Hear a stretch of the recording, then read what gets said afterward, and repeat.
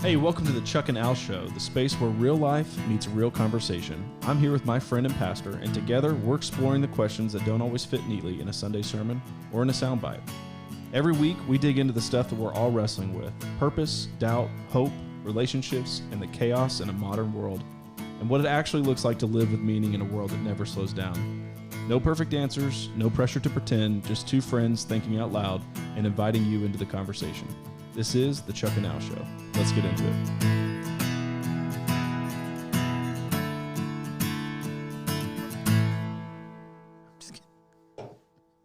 How are you? I'm good. How are you? My what? How was your coffee this morning? My coffee was my coffee was great. Do they make it dark enough for you there? Oh no, I take my own. You really do? I really So do. you just go for the pastries? For the pastries and just to help the establishment out. And Yeah. Cafe Bloom, by the way, is who we're talking about. in downtown Villa Rica? Yeah, incredible. I've been there once. Okay. Maybe twice. I can admit the pastries are phenomenal. You ditched me today. I called you early morning and said, hey, you want to go have a coffee before your busy life kicks into gear and you're flying to Austin again today? I'm trying to figure out if it's a busy season or if this is just life. I think it's you. I think but it's it wasn't like this 3 months ago. We started this podcast. I had so much time on my hands, and then all of a sudden, I don't. Here we are, lo and behold. Thanks for the Diet Coke you didn't bring me. Absolutely. I appreciate that. It's just a little How's something. the bathroom remodel? Let's stop and talk about you today. You're a busy man. You are doing a YouTube channel. For those that don't know you, you started a YouTube channel. I never actually got off the ground, never got a video posted, but I started to film content to start a YouTube channel. And that was going to be on? Just DIY home renovation stuff. That's kind of what I like to do. Which is really what you want to do with your life, right? Like cabinetry, woodworking. I like to work with my hands. I don't in real life. I mean, I'm a VP, so that means I take care of people. And then when you come home, you do all of that, right? Yeah. It's kind of how I de-stress. You're in the middle of a bathroom remodel. In the middle of a bathroom remodel. Started. Do you and your wife fight when that happens, or are y'all pretty good to work together? No, you don't work together. Fight. Oh, no, we don't fight. Yeah. So she just stays out of your way. Go get it done, honey. It depends. It depends. I mean, now that we have a 2-year-old, it's certainly more on me. But we've renovated 3 houses in the 5 years of marriage. Our first house we actually bought before we got married. We painted it together. Okay. While we were engaged, and we 100% believe that anyone who thinks they want to get married should go paint a house together. Oh, yeah. And see how that works out. Yeah. Because you really do figure out how you work together. My wife can't pour paint. Bless her heart. Bless her heart. Do you know the secret to pouring paint? She poured a whole gallon of paint on our floor. God help her. In our at that time new house. And you should call her on your show one day. Does she listen? She does listen. Okay. Yep, she's been listening. She's in the middle of busy season right now, so. My wife doesn't. I think we should call her. Yeah, let's call her. Yeah. Are you good? Are you good to call her on the show? Yeah, that's fine. And you just ask her, hey, how do you like the podcast? And just see what she says. She's going to say she doesn't listen. She'll be bold about it. We'll see if she answers. I don't know. I always like talking to her. It brings a new energy to the room. Hello. Hey, Robin, how are you? I'm good. How are you? Good. You're on the Chuck and Al Show. That's what I figured. Yeah. So we're calling to see what you think about the show. Get your feedback. I know Mark has told you that I haven't listened yet, so that is what this phone call's about. Well, you are correct. She didn't lie. Yeah. Yeah. So it's going well then. Yeah. It's going great. I'm so proud of you guys and the podcast. Yeah. So I will, in defense of what has been very hurtful to my husband, and I agree that it should be hurtful. If I had a podcast and he had not listened, I would probably feel the same way. So, but there is a rhyme and reason to why I haven't. So it's not just a random. So what is the rhyme and reason? It's because I am with him every day.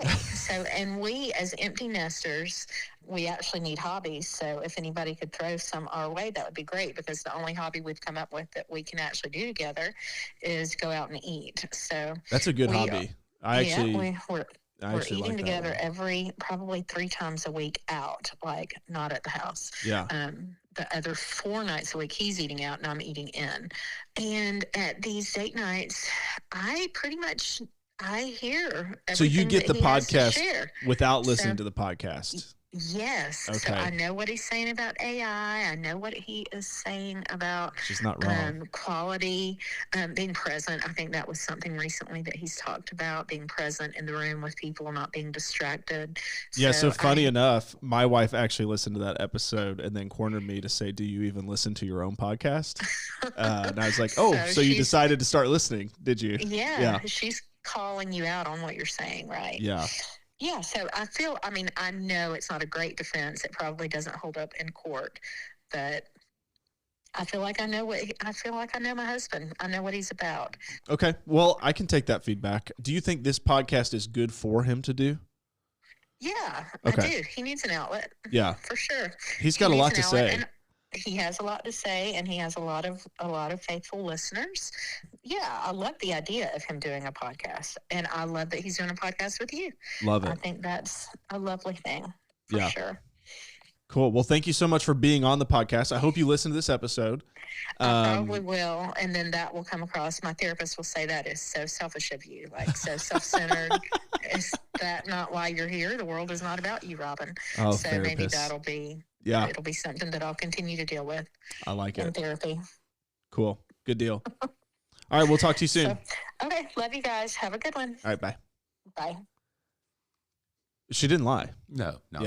So let's talk about this. Okay. Can I hijack the conversation? Well, hold on. We didn't finish my bathroom renovation. There's been this random guy showing up to my house this week. Who?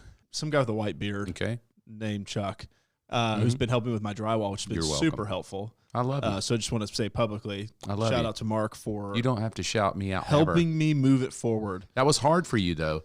It was. I could feel the tension. It's hard for me to ask for help. When I said, "Hey, I'm willing. I've done sheetrock my whole life. Well, not my whole life, but I have. Yeah. I've painted. I'm an incredible painter. Yeah, I believe you. Oh, like meticulous. I cannot stand the lines to be uneven. It has to be perfect. And sheetrock, I want it to be perfect, but I'm not good enough that in 2 tries. It takes me 3 or 4 to get it perfect. Yeah. I can't do the mud it, bed it, skim it, and it's done. I'm telling you, I don't when you watch those videos of people who do it every day, it's amazing. I don't do it enough to be able to. Yeah. But I can get it perfect if you give me about 3 shots at it and let me sand and then mud it back and then skim it. It'll be good. No, so I offered. You were a little tense at first, but you let it go. Thank you. I did, and it's not. Was it difficult? Yes, very. Were you sitting at work going, "He's going to mess it up"? No, it has nothing to do with whether I think someone's going to mess it up or not. Why is it so hard to let something go? I don't like to ask for help. Why? Because life's hard. Everybody's got stuff going on. Well, you didn't ask for help. I offered. You didn't come and go. But to accept it would mean did not that come and go, "Hey, will you help me?" I just saw how tense you were and how busy you were, and I said, "Hey, I live right across the street. Yeah. Why don't you let me just come over and do some work for you?" And to you won't say even yes, have to pay me.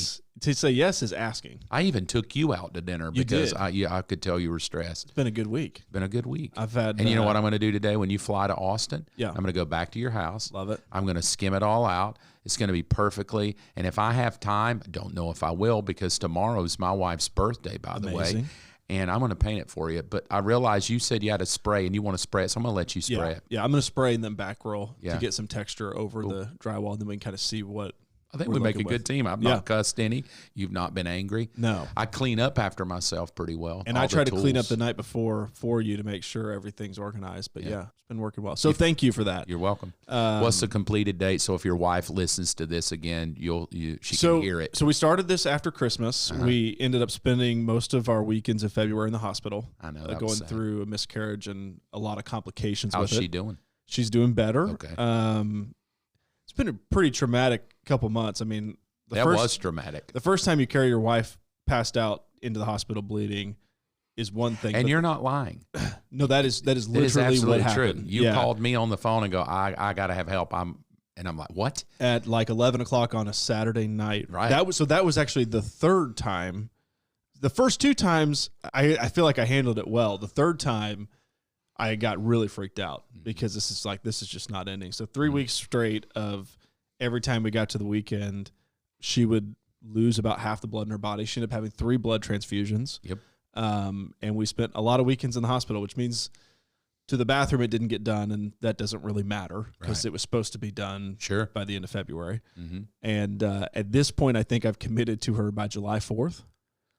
Oh, I'll be done. Oh, boy. So I've given myself a lot of margin to hit that goal. We'll hit it. And to define done, right? Did you notice I say we? We will. We will hit it. You're going to have it done by Hadley. Oh, I said her name. If you're listening. Yeah, you can say her name. We will have it done. Yeah. By July 4th. What a celebration that would include the closet, too. You think we could grill up some hamburgers in your new bathroom for July 4th? Maybe not in the bathroom, but yeah. Yeah. Celebrate. I hope it's nice enough that we don't have to grill them in the bathroom. Celebrate. Yeah. Yeah. So that would include the closet. If I get the closet and the bathroom done by July 4th. We are going to get it done. Yeah. Count me in as a free labor. I love it. Free hands. Whenever I need I'm it. there. Yeah. No, you need it. I do. Not whenever you need it. You need it because we're going to be, I swear to her by Christmas. No, July 4th. I'm going to hold you to it on the Chuck and Al show. It is the slowest project I think I have done for her. True. And life's life wasn't fair. So not playing fair. Life doesn't always play fair. We give you a little grace on that. I came out of the hospital stuff. I've been to Austin the last 3 of the last 4 weeks. I'm flying there tonight. Yeah. Yep. To be there tomorrow to work on some work things for the day job, because this podcast does not support that lifestyle at all. So thank you for everybody who listens. Yeah. Maybe one day it will. At all. That'd be really cool. I get a lot of text messages of people who listen. Thank you. Yeah, that'd be super cool if we could get so you know what I'm talking about. Can I hijack the combo? And if you don't like, what did you want to talk about? So, what did you Well, write? I had a request from a listener. Is he a listener? He's not even listening. Probably I got a request from somebody who doesn't even listen. Love that. Okay, who has something. So okay. The question comes from Mark 3:17. Okay. And Jesus is talking about the disciples, and he calls 2 of them the sons of thunder. Mm-hmm. What does that mean? Why are those 2 the sons of thunder? Why are they? Why would they? Can I ask pull up the this? verse? No. You know what I'm talking about? No, I want to show you something. Can I show you something? Give me just this. I think what's bad is this person's not even going to come back and listen to this, right? How sad is that? Put in a request and not even going to come be a weekly listener. I'm going to pull up the verse here, and he's talking about James, the son of Zebedee, and his brother John, which means sons of thunder. So where does that come from? Is that is that Zeus?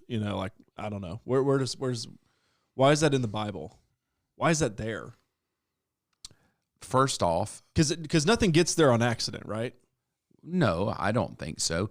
First off, I would like to just say that anyone who calls you and I and asks a question is like, why wouldn't you just AI? That's what we've been talking about on our show. Yeah, well, they don't listen. So they don't listen to the show. You wouldn't even have to wait on you and I to answer. You could just AI, who are the sons of thunder, and it will tell you more than you and I. Why are they the sons of thunder? I think we go back to that random person and go, why don't you AI it? You know what's so funny about this person? Mm-hmm. He has made a career out of being the best Googler in our office. See? When you ask a question, he's like, I don't know, did you Google it? And he will go Google it, and he'd pull up the answer. Then if you're listening to this podcast, which you're not, go Google it. Yeah. I don't want to give people a cheap answer for just tell me a hard question. Go figure it out. So when I get back to the office and they say, did you ask? I say, yeah, you have to go back and listen to the podcast. You have to go back and listen to the podcast. And then on that, I will say, maybe go study the history of those fellas of why they wanted to call down fire from heaven. Hey, let us call down fire from heaven. Maybe that could be why he called them the sons of thunder. There you go. Because they're going to bring the heat. Google it and find out. Google it and find out. Thanks for answering it without answering. You're welcome. I'm glad I could help. That was such a nice weave right there. Yeah. Just like, I'm going to slip it in there, but listen to the podcast. Love it. There's your answer. Go. You want to hijack? Where do you want to go? I want to hijack and talk about therapy. Therapy. Why do you think, in my opinion, Christians typically are opposed to the word counseling and therapy as being bad? They have a negative connotation or for unnecessary. In other words, let me just give you my whole rant. All right. Can I have I'll sit back and listen. I'm going to do a 40-second rant. All right. I'm going to time it. So I just want to rant a minute. And not to clarify, we both go to therapy. That's what I want to say. Right. Okay. What would you call it? You call it coaching or therapy? Either. It doesn't matter. It helps me be a better human. Brian. It helps me. That's why we always say thanks, Brian. And Brian is our therapist, counselor, coach, whatever word you want to associate to it. When we say thanks, Brian, that's where that comes from. We actually both see the same guy. Same guy. Yep. And he's good. Thanks, Brian. And he hurts. Yeah. Because he will, he touches a nerve. He's pretty good at what he does. He's pretty good at what he does. He makes you see things. He changed my life. Yeah. There's Jesus, and there's my wife, and there's Brian. Brian just went right to the gut of the problem, said, hey, and then asked me a hard question that made me look in the mirror, and I'm like, probably because I'm 60 years old and I should change. Cool. All right, go on your All rant. right, so here's my rant. Let me start my rant. My rant is, will we go work on our cars, change the brakes, change the oil? We will go be on our kids' softball team, baseball team, football team to help them be better at what they do. We will serve, we will send our kids to go to an extra class, to learn, to get a tutor, to get a teacher. But when it comes to personal life, personal mental health, marriage health, it's almost like Christians are anti-counseling and therapy because it might cost me something. Like, you don't expect to get your brakes for free or your oil for free, but why are we so opposed to go and get a great therapist? There's 40 seconds. There's the rant. Okay. I think it's a really good question. Before I was introduced to Brian through work, but I was actually seeking this service or this type of coaching. And so I think people, either they don't want to believe that they have problems, or kind of like me, they don't want to ask for help. I don't think it's about money. I get this a lot, and I'm not opposed to this. Yeah. I genuinely love people and love to help. But when somebody comes to me and says, will you pray for me? Yeah. And I say, absolutely, love prayer. But it's almost as if prayer is some magic potion. Oh, it's a genie in the bottle. When I would like to say, well, have you gone and asked for a therapist or a counselor to help your marriage? Or have you gone to talk to a nutritionist to maybe that's why you're not feeling good all the time, is you eat terrible, your health is bad. And it's almost like I'll use people for everything else. I'll go to the dentist for my tooth. I'll go to a doctor for my eyes. I'll go to a tutor for my children. I'll get a coach for my kids to be better. But when it comes to my personal health, my physical health, my emotional health, my marital health, I just want God to do it. Yeah. I just want to come to church and go, pray for me, pray that my husband gets better. Not to mention your mental health. Pray that my marriage gets better. Mental, yeah. Yeah. Well, I just want to, I guess I don't even have stats. I just have years of counseling where it seems like people want Jesus that are Christians. I just want Jesus to answer my prayer versus go spend $150 for a therapist. It's worth it. It will help your marriage. You'll be a better human because of it. But it's almost like, no, that's weaker faith. What's your opinion? You grew up super into Jesus, the Bible, prayer, Spirit-filled living. Was it difficult for you to go to a therapist? Was it difficult to go to a therapist? No, I was seeking it because I felt like there were things in my life that I wasn't able to move them. So I had felt like I had kind of peaked. I had a lot of early success, fast success, etc. And so I knew for me to hit the next level of where I want to be in life, in my career, as a husband, as a dad, I needed help. I've always had a dad to go to who's very wise. Keith has a lot of wisdom. I mean, if there's one thing that anyone who's ever worked with him gets value out of, it's his ability to think and provide wisdom. But I got to a point where the wisdom I needed couldn't come from my dad. I needed to hear it from somewhere else. And so I think outside of counseling, we want to believe that our prayer, our genie in the bottle, God's going to fix this for me. I think that's just how Christians live, especially evangelical Christians, right? So I don't associate that just to counseling, but there's not a good reason in my head where you shouldn't be looking for help. Okay, so you asked me the question, like, why did I not struggle with that? Because I believe that God gives us resources, and it's our job to steward them. And one of the resources is the people around us. So how about the Christian or the friend that says, I think that therapy, it can be abused, and I think prayer and church relationships are better than therapy. Manipulated? Like you can be manipulated? Or they're going to give me advice that's not biblical. Like, is it a Christian? Do they use the Bible? Almost like anything outside the Bible is not even valid. And what I want to say to that, well, yes, but what I want to say to that, the Bible doesn't tell me how to invest in the stock market. That's what I'm saying. That's what I'm saying. When the Bible didn't say go get a 401k, but I have one. When you go get your oil change or your brakes, you go, I need to know if you'll quote me a scripture verse. No, you just go to the best brake guy around. Now, when it comes to counseling, you do want to vet who is having somebody in a life. stream of thinking that thinks like you. You don't want to go and put moon rocks on your chest. Yeah. So for me, I'm not going to go talk to a Muslim counselor so I can get advice on what Allah would like me to do. I understand that. Right? Like, so do you think it's the money? Do you think it's, I don't see, I'll spend thousands on my kid to do all these sports and invest, and I'll go raise money and I'll do GoFundMe so they can be on teams. But when it comes to my marriage health, which we hadn't been intimate in years, we're on pins and needles. Why won't I go, let's take some of this money and go invest? This is my belief. I think a good 6 months.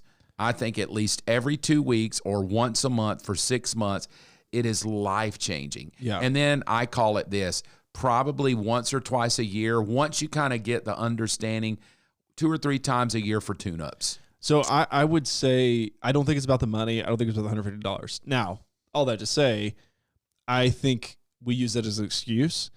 I don't believe that people want to accept that they have a problem. I actually think that's the core of it. So I'm going to come up with all these excuses. What if it's manipulation? What if I'm abused? What if all this?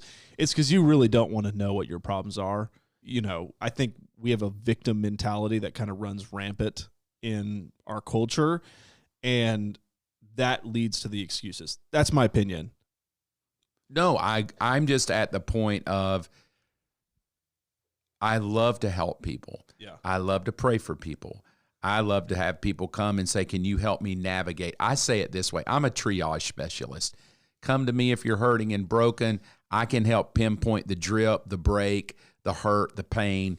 I can help you pinpoint the root of the problem. I'm good at that. Sure. But beyond that, I can't do anything else for you. Once you hit triage, I need to pass you off to a nutritionist or to another doctor or a psychiatrist or a counselor or I do what I do well. I help people navigate the problem. Here's the root of the problem.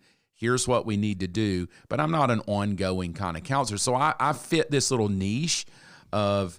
But then you need something to pass it off to, somewhere to pass it off to for like the long-term health. Yeah, the long-term care. Like the doctor that says, look, I can roto your arteries out, but when you get back home, you may need to start going to the gym, walking a little bit. And I can't make you do that. I can't make you do that. Yeah. Why do you think we put so little effort to our mental health and our marital health? Well, step one is you have to accept that I need help. Like I just said, it's not my gift. But step two would be, not only do I need help, but I need guidance. Mm-hmm. And I think anytime you're letting someone speak or influence your life, that can be a scary thing. Mm-hmm. So that would be the why. My opinion is I think men... this is just me. I ain't got problems. I think men just see therapy as a weakness. I agree with you, like culturally, but it's just not. It's not. It's so not. But I think many men are like, I don't need it. I don't need a preacher. I don't need a therapist to tell me what to do. Which is cool. And maybe it's because I've been a part of it, but like I actually have more respect for people who are dealing with their problems than the people who are just ignoring them and sliding them under the rug. Mm-hmm. And look.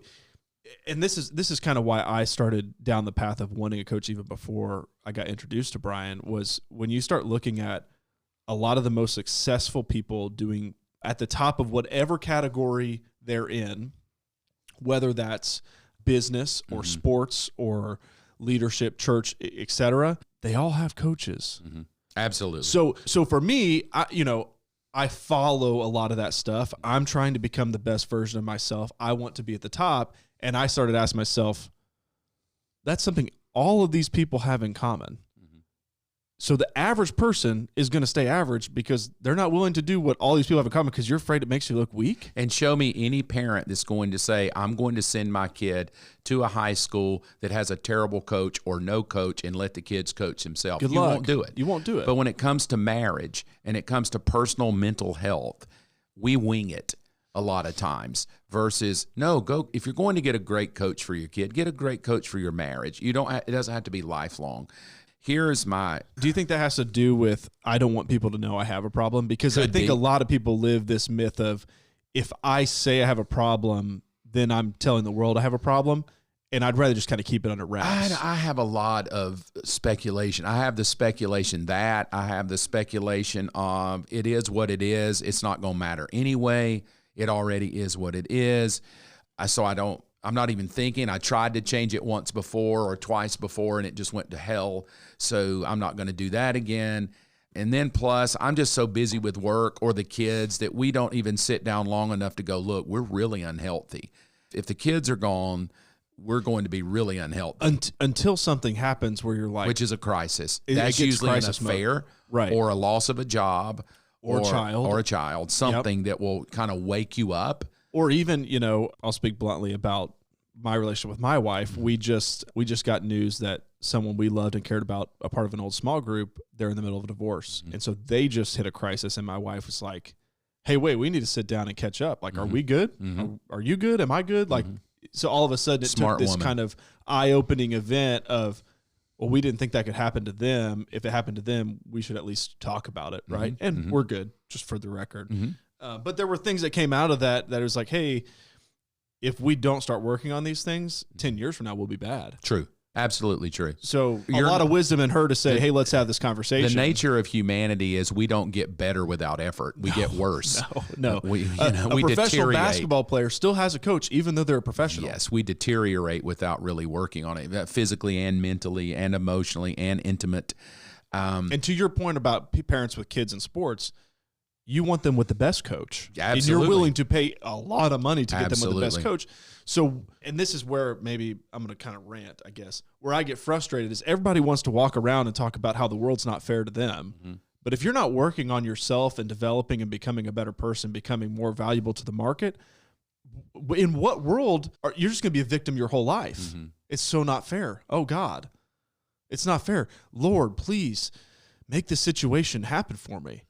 And it's kind of like that story about the I don't know. People talk about the story all the time. It's fake. The guy's floating in a raft, in the ocean. It's like, God's gonna save me. Boat comes by. Hey, you want help? No. God's gonna save me. It's like, dude, what are we talking about? Right. I think the thing that woke me up was years ago. I had a friend. He came to my house, knocked on the door, crying, which is unique for a man, right? Very. He was crying, and hey, but what's up? And he said, my wife's leaving me for another guy. Wow. I need you to help me. I did the typical, me, you went to dinner with me and Victoria last night, Victoria Kate, and we were laughing because she inherited my personality. I'm a fixer. She's going to fix somebody. She's going to fix somebody. And that's me. I love that. I love helping people. I get a lot of energy out of helping people, emotional energy. Like I lay down at night and go, I feel better about my life being on planet Earth because I help somebody. That can be sheetrock. Yeah. It can be counseling. It can be just lunch, whatever, giving somebody, blessing somebody. So I was listening to her last night talking about, who she can fix. Years ago when I was pastoring, I genuinely believed if you would sit down with me, I could fix you. I'll give you Jesus. That was my thing. I'm going to give you the Holy Spirit, Jesus and the Holy Spirit. If you'll just do that, you'll be fine. And I would even say, man, you just need the Holy Spirit. You just need you need a word. Here's a word. I'm going to give you a Bible word. Here's a word out of the Bible. Then I would pray for it. I told him that. Don't worry, bro. My exact words, crazy. My exact words are, you won't divorce on my watch. Wow, that's a bold statement. I know. I fasted 3 days just for him and his marriage. Like, I got you, bro. I'm fasting. I even told him. Was I said, he? No, I don't know. It didn't matter. I was going to fix it. Yeah. And I was passionate. Well, they ended up divorcing. He was very hurt. The kids got hurt in all of it. And now I'm up here. That was 20 plus. So let me ask you, in that situation, did he look at you after and say, well, I guess all that was fake and it didn't do anything? No. Okay. Cool. I looked at it. Because a lot of people could go that way. True. I looked at it as I was embarrassed because I went out on a limb for God. Statement. A bold statement. Yeah. Me and my God. We got this, right? Yeah. And so now here I am, right, 20 plus years later. And this is what I truly believe. I know now I cannot fix anybody. Yeah. I can only offer, here's some wisdom, here's a piece of advice, and I'll try to hold up a mirror and let you look in the mirror. I'll talk about my life and how Robin and I, she was laughing last night, and we've been laughing for the last 3 or 4 days that we're empty nesters, right? Yeah. What do you do with your life when you've raised 4 girls for 30 plus years and you've every single day you're driving, going, doing errands, schooling, homeschool. Life is running you. Life's running you, absolutely. 100%. And now nothing. Yeah. Robin genuinely went through probably 3 months of emotional. Depression? I wouldn't call it depression, but it was a what do I do with my life now? Purpose. Yeah. I'll use the word What's purpose. What's my meaning? Yeah. It's over. I've driven kids around for 30 years and now nothing. Yeah. And so for her, it was a a real, let me find who I am. I think she actually said that I need to find me. Like I lost myself. Because my identity became my kids' lives. Yeah. And I think that's happening. Yeah. I think our children basically run life, right? We go everywhere for them now. It's like we exist for the kids. This generation exists for their children. I would agree. My generation, and probably millennial too, they're a little older than me, but the focus and involvement of kids is unlike the generation you were raised in. True. Yeah, absolutely. Yeah, today it's almost guilty if you don't go out on a limb, financially and whatever for your children. Which is that right there is just. I'm just going to sidebar for a second. Wild to me. There was somebody in our neighborhood who came to buy something from me off of Marketplace or whatever, and they lived in our neighborhood, and they were talking about how their daughter's in travel softball, and travel softball to them is they're leaving Georgia to go play in Indiana next weekend, and they're leaving Indiana next weekend to go play in Kentucky, like all over the country. And I'm just sitting there thinking, what are you doing? What kind of investment are you making in this? And by the way, I'm sitting there because there's 4 kids, and they were all there. And I'm like, so all 3 of these other kids are just along for the ride, hoping this one makes it on a college scholarship? Like, that's the investment? And I'm just like, man, I'm so sad because I feel like their whole family's identity is this one child being successful in this one sport. And I can't even imagine the amount of money they're putting into just the travel costs alone. Wild. Sorry, that's my sidebar. No, what are we doing? What are we doing? I think it's a different culture because I do believe kids today run the show for whatever reason, social, cultural. But children are pretty much, and I don't mean in charge of the house, but I mean in charge of the daily duties. I've got to go here, go there, do this, do that, take them here, take them that. Our schedule revolves around our kids. Yeah, the schedule revolves around the kids. Perfect. It is not, hey, my kids are a part of my life. I am my kids' life, and if that's what you choose, great. There's nothing wrong with that. I'll just say this. There will come a day where you will look in the mirror and go, I lost myself in the middle of life. Yeah. And maybe I lost my marriage. I lost my marriage. Absolutely. Right. I lost my marriage in the middle of being so busy trying to keep my family together. I lost myself. I lost my meaning and purpose. And no one's shocked by that when it comes to work. No. Everyone could sit in a room and be like, oh, the guys who work so hard and they're gone all the time, of course they lost their family. But it's a very different thing to hear somebody say, you could lose your family doing everything for your family too. Absolutely. Yeah. And I'll say. That's a shocking thing to say out loud, right? I'm just speculative. I would say most 25 to 40-year-olds would say, no way, I'm in love. We're doing great. We're working hard. We're pulling together. We're working together as a family. We all go to the ball field together. And I'm like, great, I understand. I'm just saying for personal identity, if you're not careful, you will lose your own soul, your own self, meaning and purpose of yourself. And if you're married, your spouse, so that when you're sitting there across from each other and the house is empty and you look at each other and you will look in the mirror and go, somewhere in this journey, I've lost me. Yeah. And I don't think that's selfish. I think the reason you've heard it, you've been here, right? Robin and I go on dates all the time. Yep. Now, that's not just now that we're in, she said a minute ago, we go out 3 days a week and he tells me everything anyway, right? Yeah. But that's very intentional because when we were raising children, because I had been in ministry and I was privy to life of older people because I was raised in a community of church people, I realized how quickly you could lose your marriage by getting lost in life. So busy about God, that was the kind of a mantra when I was a teenager. You can be so busy about God, you forget God, right? And you've heard a lot of big wig pastors say, if you've listened to their leadership podcast side, which is that I justified not being home and not being present as I'm doing God's work. True. I'm doing God's work. And a lot of families and a lot of children today don't serve the Lord because of that. They deconstructed from all of it. My dad was never present. He didn't live what he said.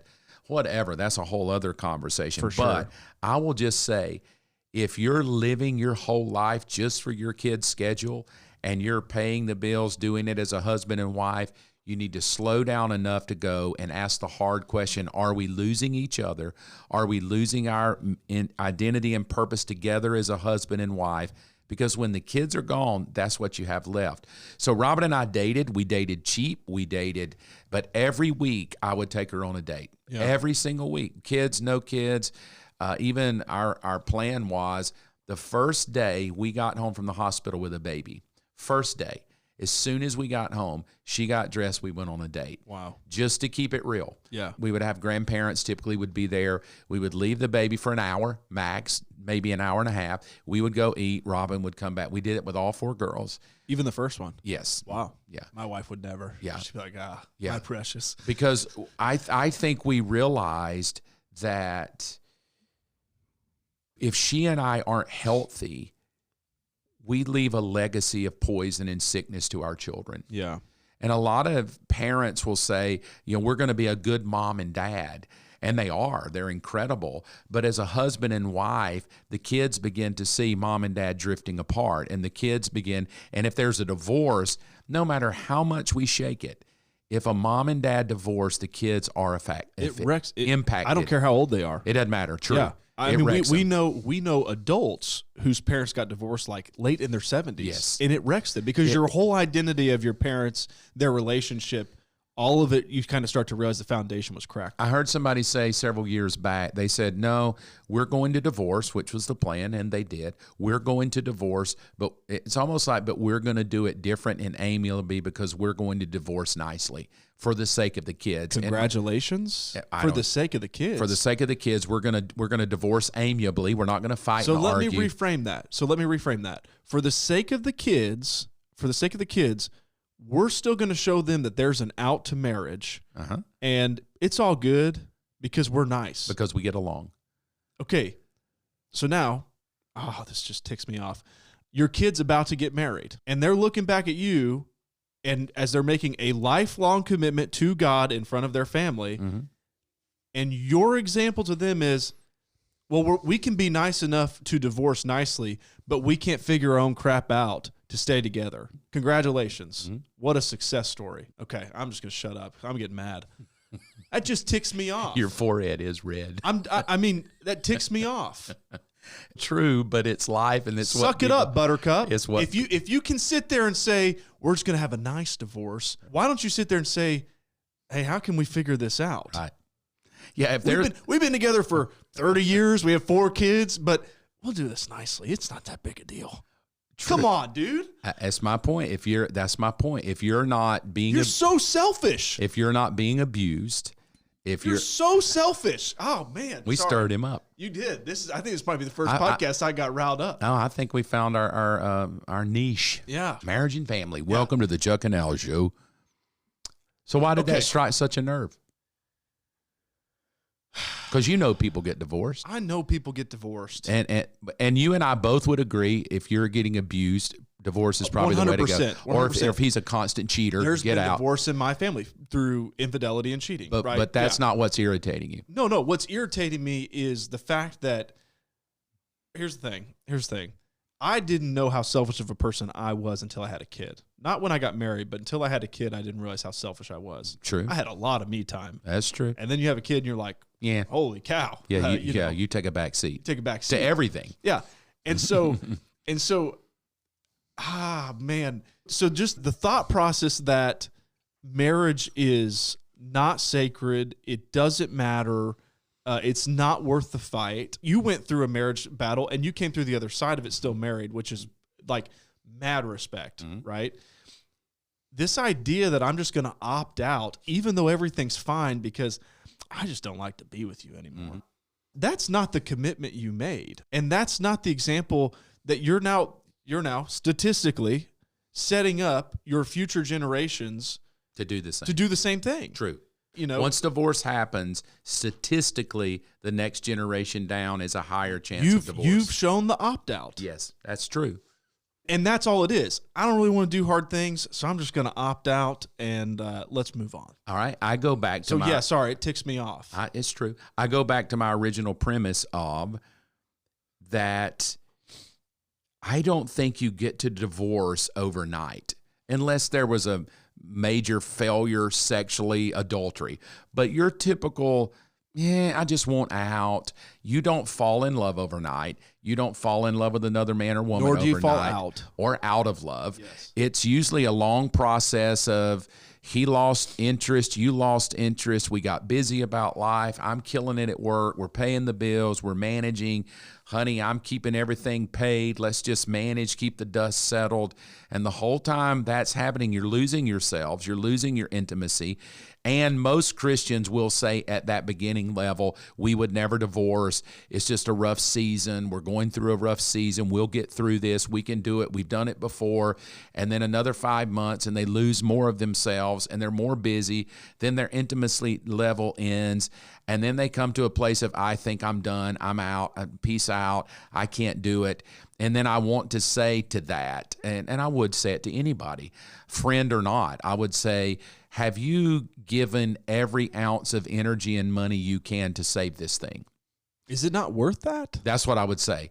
Would you pull your kids? And if they said, I don't have the money to do it. Would you pull your kids out of travel ball? Would you pull your kids out of travel ball and do it? And to the dad that would say yes and look at his children, his son or his daughter and say, look, we're not going to pay for travel ball because mom and I are hurting and we're going to go get help.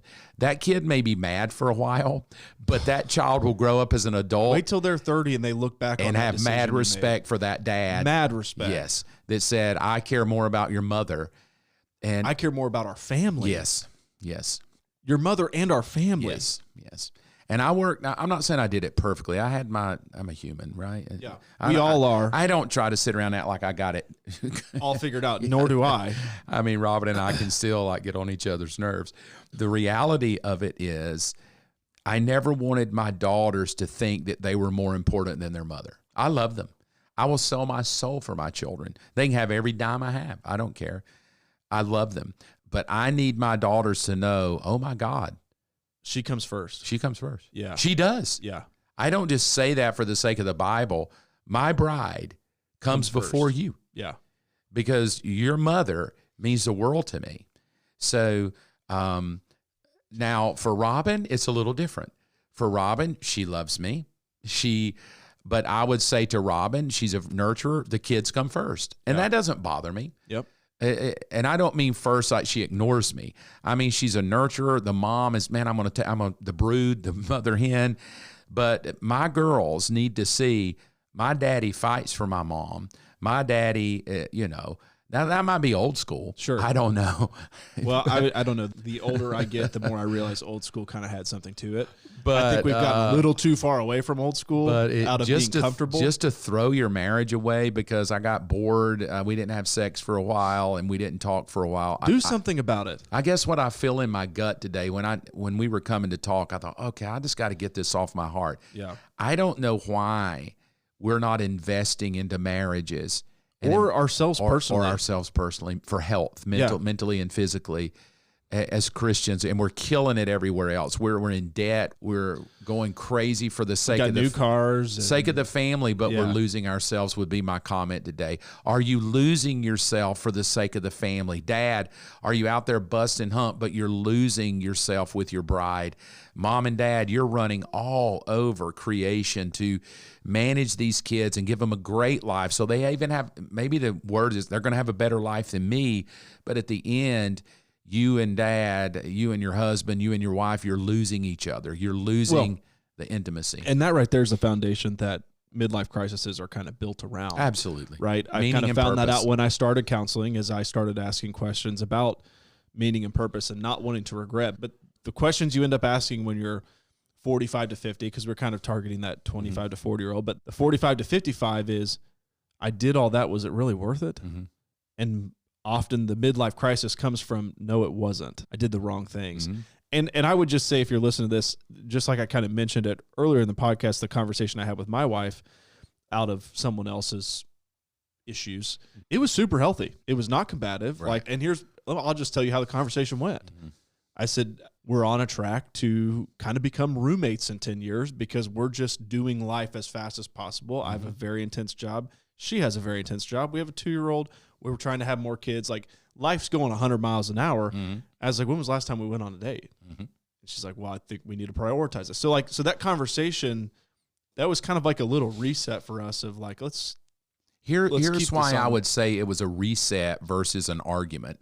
It's usually a reset when it's framed with, what can we do to ensure that we're better? We don't want to end up like that. Versus it's more of a, this is what's wrong with you. I think you need to go fix this. Yeah. Keaton, you work too much. You're never home. You're always... None of those things ever came up. Right. That's what I mean. But that could be very defensive. However, we're having this conversation because all of those things are true.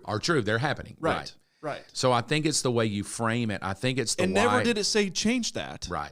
It's, hey, what can we change in order to preserve this in the midst of that? Because that's just a season of life we're in. So if a wife, speculative, but if a wife said, I feel like you're never home, you're never here, I'm taking care of the house by myself, I'm killing it, you walk in the door. She starts singing Reba. Right. It's a single mom. You throw your shoes in the floor, and I just feel like I'm by myself. You don't see me. I feel unseen. I feel unheard. He's immediately going to go into defense mode and probably say, well, just tell me what you want me to do, right? And then he's going to be doing more, which is going to get them nowhere. So I think the issue... It's going to get them worse. Yes. Yeah. I would think the issue would be sitting down as a husband and wife and saying, do you believe that we're the best versions of ourselves we can be together? Yeah. And how could we be better? That's a hard question to ask yourself because you have to answer it. Right. How can I be a better man versus Robin telling me what to do? How can she be a better wife without me telling her? And then we sit down and go, well, whatever we're about to decide, we're going to decide on an agreement. Yeah. Not me being dragged to counseling, mad, trying to please her or him. But I usually don't see many men come. It's usually women dragging a husband if he comes. That's my 36 years. It's usually the wife that's willing to open up, and the husband kind of nonchalantly will show up, kind of rolling his eyes like, tell her she's wrong and tell me I'm right or whatever. She's crazy, right? Yeah. So if you approach it with, and I just believe this to be true, if you approach it with statistically, the route we're on, we are going to come to the end of our rope with our children, and we're going to miss each other in the process, and we're going to be roommates who've lost interest, who've lost intimacy, who've just existed for the sake of the children, and we lost ourselves. And I would say to anybody listening today, put whatever effort, whatever money, whatever conversation on just being better. Yeah. I call it a tune-up. I'll be glad to talk with people. Come sit down with me. I can definitely go, hey, let's work on these things. I can put you with the right people. No shame at all. My God, Robin and I spent 3 years in counseling, 2.5, 3 years. I still go today to talk to people. She just went 2 weeks ago to her therapist. She has a Christian therapist she goes to just to help her navigate being a mom, being a wife, being a third party who can hear what's going on, influence. And just wants to help you. And here's the other thing. I just want to go back to the marriage thing. I don't believe people get married planning to get divorced. Never have met anybody come to the altar planning on thinking divorcing. Like, all right, well, we'll do this for 5 years and then we'll kick it. I've never met after anybody. that, right? So there's a point where it changes. Mm-hmm. And to your point about money, need I remind you how much that wedding costs? Mm-hmm. That $150 to go see somebody for an hour is way cheaper than starting that over. It's cheaper than a divorce. Yeah. Just go divorce. She's probably in the state of Georgia. She's going to get half. Yep. Y'all are going to split it half down, and then you're going to argue over who gets the kids when, what weekend, how, and who gets Christmas and Easter and all of those birthdays. Have you heard this radical? A lot cheaper to go to counseling. There's a radical Republican running for governor of Florida, and there's a lot of things that he has against DeSantis. Well, DeSantis is termed out. Okay, so cool. someone. Okay, so there's a couple different people running, but there's this guy's name's Fishback, and Fishback's his last name. Fishback. And he should win just by the nature of his name. He's not going to win. Okay. He really sunk himself last week, and I'm not endorsing him. He said some things last week that really were not great. I think he said to someone they should get lynched. Oh, wow. Yeah. So he's gone. Yeah, he's out. So I just want to clarify, I'm not endorsing him or anything. But one of his comments that he wanted to bring to Florida was that if you're getting divorced just for the sake of getting divorced, not for infidelity, abuse, etc., you should just lose everything. Not a 50-50 split. Ooh. You lose everything. If you're divorcing somebody, you're saying, hey, I'm willing to just give up everything. You keep everything because it'll really change it up, wouldn't it? That would change it up immensely. Oh, wow. Yeah, that would. I better work on this. Yeah, That's going to be expensive. Better go work on this. And the further you go down the line, the more you've built together. And that's the other thing. the way I view my marriage is that we're building something together, right? We're working together, building equity, and there's a financial side of it, relational side of it, and then the family side of it. And it's expensive. I will say this: it's worth fighting for. Absolutely. That's It's why worth I'm going passionate. to therapy for. It's worth investing money. This is here at the church, right? Yeah. My dad and mom sit on the front row. Robin's dad and mom come here. My daughters come here. My granddaughters come here. I have one daughter that lives in Kennesaw. They go to another church. But in the relationship of this, our entire family, still to this day, all my girls are grown. They're adults with their own children, 2 of them, and are in college. They all love God. They all love Jesus. They all love their mother. They all love me. And we all fight for one another because we established that legacy is worth fighting for. Yeah. At all cost. Go to therapy. When one of my daughters went through a struggle, I just said to her, I said, honey, don't throw in the towel early. Let the dust settle. Hold off before you do something stupid. Yep. Get into therapy. It will help you. My other daughter was struggling with some things in life. I was giving her the best I could give her advice as a dad. But I said, honey, I want to say something. Go to therapy. If you'll get into therapy and let somebody else begin to see some things in you that they can touch, she went, she became better. Yeah. My other daughter, my 4th daughter, she's in therapy. It's like, honey, it really helps you. So I'm not just preaching to the choir here. This is part of our life. Robin and I both go to therapy. My daughters go to therapy. And it's not because I look at my daughters and go, they're broken. I look at my daughters and go, you can be the best version that God ever created you to be by getting other people to help you navigate your weaknesses, navigate the things you cannot see and understand about yourself, to help you see things to do. And when they give you the wisdom, put it into practice, and you'll be the most successful human you can be. And here's the thing: if you're so afraid of getting bad advice, you can always stop. Go somewhere else. But oftentimes, try it. Find out. And if everybody in your corner is just pushing you down one route and no one's saying, hey, you idiot, work on this, maybe you should look for some different friends. Here's my call. I'll help anybody that needs it. I'm a triage person. I'll help you navigate the drip in your I'll yell at you. In your head. Keaton can yell at you and really inspire you. But I'm gonna say that we use Broken Chains International in Kennesaw. I highly recommend them. If you're looking for somebody, that would be who I could recommend personally. Yep. You use them. They're great people. They're Christian-based, but they're all trained professionally. I would highly recommend Broken Chains International. And then, man, find you somebody other than a girlfriend, and find you somebody other than just a friend that can help you navigate the difficulties of life. And please, invest in yourself and your marriage before you drift so far apart you lose yourself and each other. And even outside of marriage, let's say marriage is great and all that's working great, phenomenal. Do you want to be the best version of yourself? Because your friends are only going to have a limited amount of influence because they still want to be your friend. You know, I call Brian my friend, but in reality, I'm not going to hang out with Brian on Saturday. Right. Where he's got to protect what he tells me on Thursday to make sure we're still cool when we hang out on Saturday. True. Right? So, yeah, don't be stupid.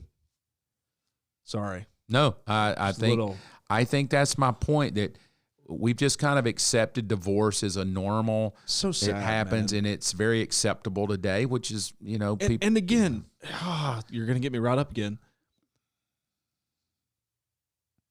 Don't be selfish. This isn't just about you. You gave up this being all about you the day you went to that altar, okay? And it became about us. Mm-hmm. And then when let's say you chose to have kids and you have a family, it's not about you. It's not about them either. It's about us. It's about the legacy. It's right. it's the whole Right. package now. Right. So if you think you can just go live your magical life doing me, I'm going to do me. Right. This is my truth. Knock yourself out and see where that gets you. Yeah.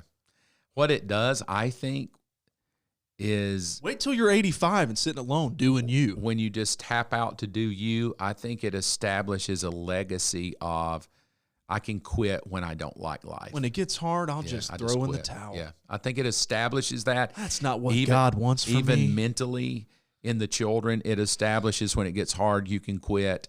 And so I think, because it will get hard. It's going to. FYI. If you're a newlywed and it hasn't gotten hard yet, it will. All life is hard. Yeah. Life's hard. True. So hang in there. Yeah. And go get help.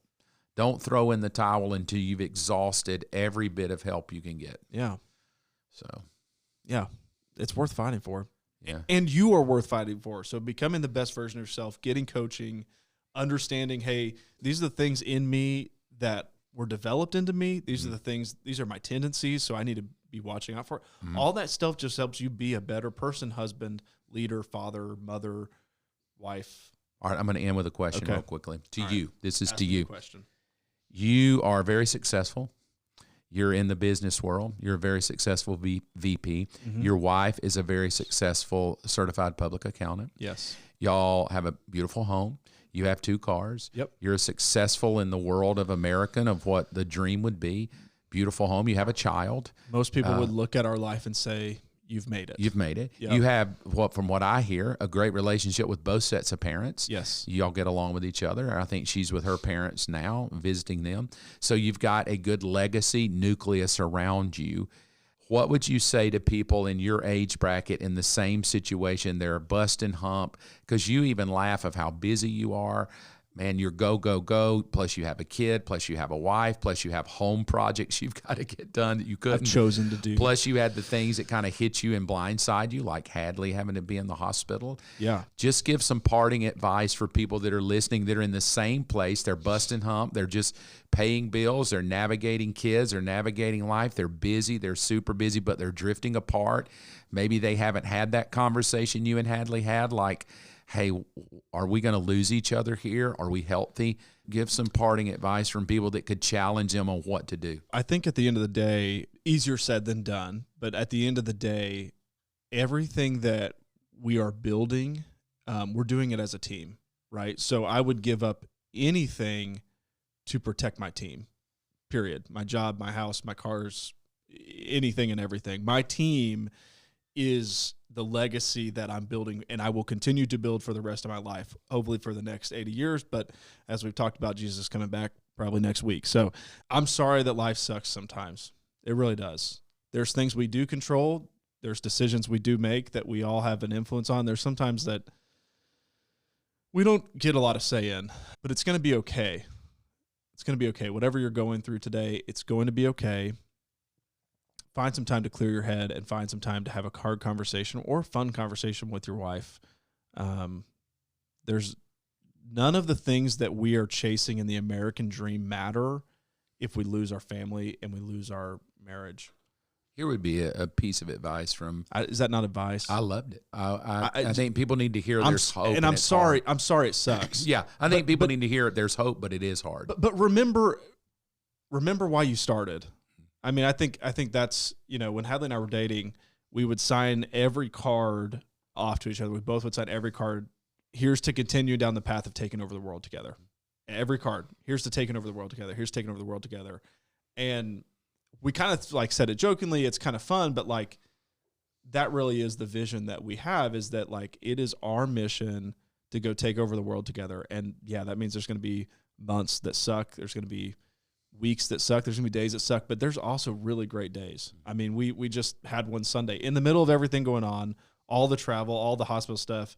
We went and just hung out with friends over in Birmingham for the weekend and had a phenomenal day, 10 out of 10 day, just doing life.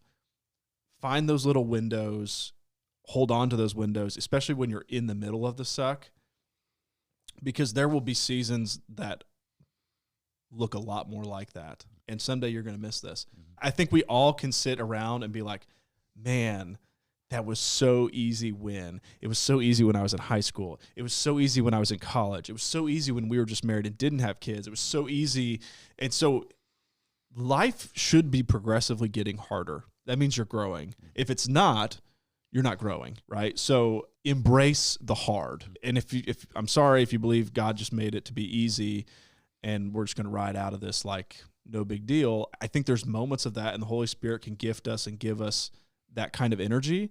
But yeah, sorry, life's hard sometimes. It means you're doing the right thing.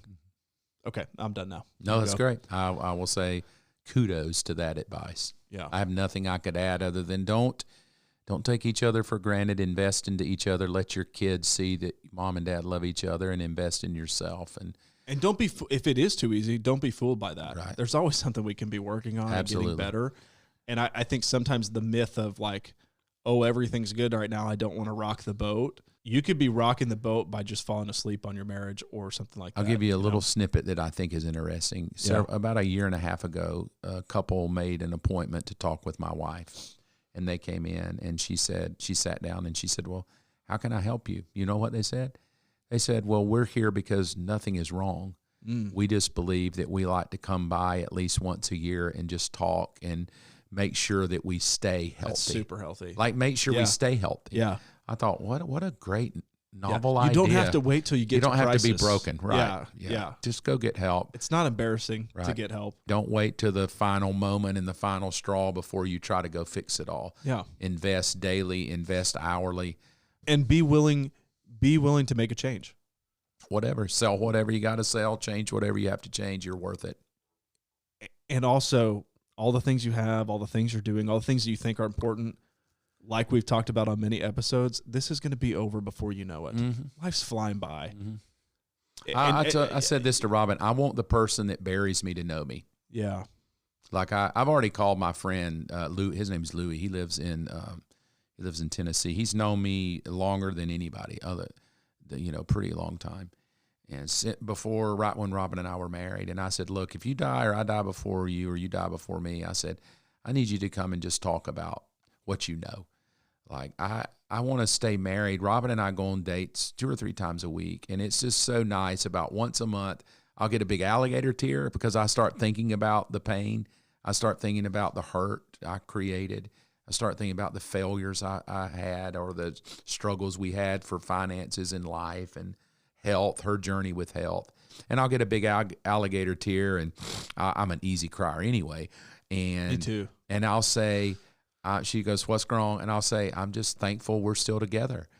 We could have thrown in the towel. We've had days where we probably could have thought it will be better. It's not going to be better. Let's get out. But we both decided, no, it's never better apart. It's always going to be better together. Even if we have to fight through it and, whatever we have to do, better together is our goal. And so sometimes better together is, all right, man, we're going to have to fight for it. And sometimes better together is now I'm 61 going, it's just nice to know that the woman sitting across the table knows every scar on my body. Yeah. The bump on my head. She knows everything about me. She knows my crooked eye. She knows my good and bad. She knows what irritates me. And I told her, I said, what better way than to grow old with somebody that just knows your crap, worked on you, worked together. You really want to go start that over? No. And who are willing, like you said, we've been willing to say, we will live less so we can be better. Yeah. And that's a difficult. I'm going to live less because, I think there is a minimalist thing happening now, but so just work on it. Don't throw in the towel. Can I put one more piece of advice out there? Put it, and then we'll really land the plan. Land it, yeah. Make out with your spouse. Whoa. I'm going to call Robin. I mean, seriously, I've got 2 sets of grandparents. One of my grandparents were super lovey. One of them super weren't. And Hadley had this grandparents. They were, 89. The wife had dementia, like super sad, but like super loving story of like they've been married for 50 something years. And, and they still made out. Like we'd be sitting at Thanksgiving dinner and they'd be sitting on the couch making out. And I'm just sitting there thinking, man, I hope at 89, I'm still making out with you. That's funny. Right. And I say that because when you look back at like your dating life and like all the things that got you to the altar, you made out a lot. I don't know. That's my last parting advice. Maybe it's goofy, but like, just go make out with your wife. Yeah. Good parting advice. I'm going to take that advice and I'm going to. Hey, Hadley, if you're listening, since you're listening. Yeah. Thank you, man. I didn't mean to hijack it today. I thought that was fun. But you got me riled up. I did, and we're going to talk about that more because I've seen what really gets if the mic is clipping on the see what got the recording. Forehead a little red. Yeah. Hey, I hope you have a blessed one. I always pray for you. I pray for your trip to Austin. I pray for you and everybody listening. We pray for you if you need anything. Man, reach out. Reach out. You know how to find us. Or if you don't, we'll figure that out. And guess what? Thanks, Brian. Appreciate you.